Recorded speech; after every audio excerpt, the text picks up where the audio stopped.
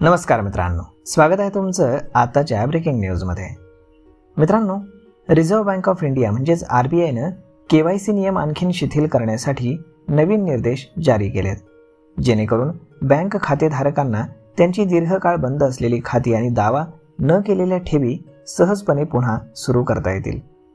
या नवीन नियमांनुसार आता ग्राहकाला बंद खातं सुरू करण्यासाठी त्यांनी ज्या शाखेमध्ये खातं उघडलंय त्याच शाखेत जाण्याची गरज नाही।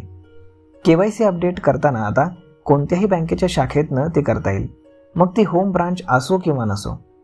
यामुळे ग्राहकांना आता व्हिडिओ कॉलद्वारे देखील केवायसी करता येणार आहे। याला व्हिडिओ कस्टमर आयडेंटिफिकेशन प्रोसेस असं म्हणतात। विशेषतः वृद्ध, अनिवासी भारतीय आणि ग्रामीण भागातील लोकांसाठी ही सुविधा अत्यंत फायदेशीर ठरणार आहे। आता बँकिंग प्रतिनिधींना केवायसी अपडेट करण्याची किंवा पिरियोडिक अपडेशन करण्याची परवानगी देण्यात आली आहे, असं आरबीआयने म्हटलंय। याशिवाय केवायसी अद्ययावत प्रक्रियेचं पालन करण्यासाठी बँकांना ग्राहकांना पत्राद्वारे किमान एक नोटीस आणि कमीत कमी 3 आगाऊ सूचना द्याव्या लागतील असंही यामध्ये नमूद करण्यात आलंय। रिझर्व्ह बँकेनं बँका आणि एनबीएफसीजना निर्देश दिलेत की त्यांनी तथाकथित कमी जोखीम असलेल्या ग्राहकांकडून सर्व व्यवहारांना परवानगी द्यावी।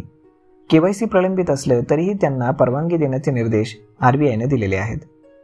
या ग्राहकांना त्यांची केवायसी अपडेट करण्यासाठी 30 जून 2026 पर्यंतचा वेळ देण्यात आलेला आहे। रिझर्व्ह बँकेनं बँकिंग प्रतिनिधींना केवायसी अपडेट करण्याचा अधिकार दिलाय।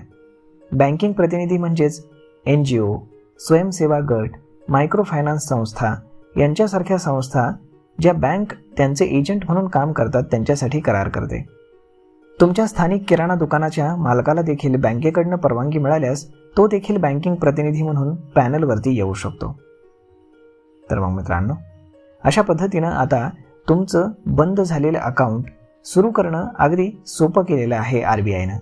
यासाठी तुम्हाला आता कुठेही जाण्याची गरज नाही, तुम्ही अगदी घर बसल्या देखील ती गोष्ट अगदी सहज करू शकता। तर मग मित्रांनो, हा व्हिडिओ, ही माहिती तुम्हाला कशी वाटली हे तुम्ही आम्हाला कमेंट करून नक्कीच सांगा। आणि जर आवडली असेल तर आपल्या जवळच्या मित्रमंडळींसोबत देखील हा व्हिडिओ तुम्ही शेअर करायला विसरू नका। धन्यवाद।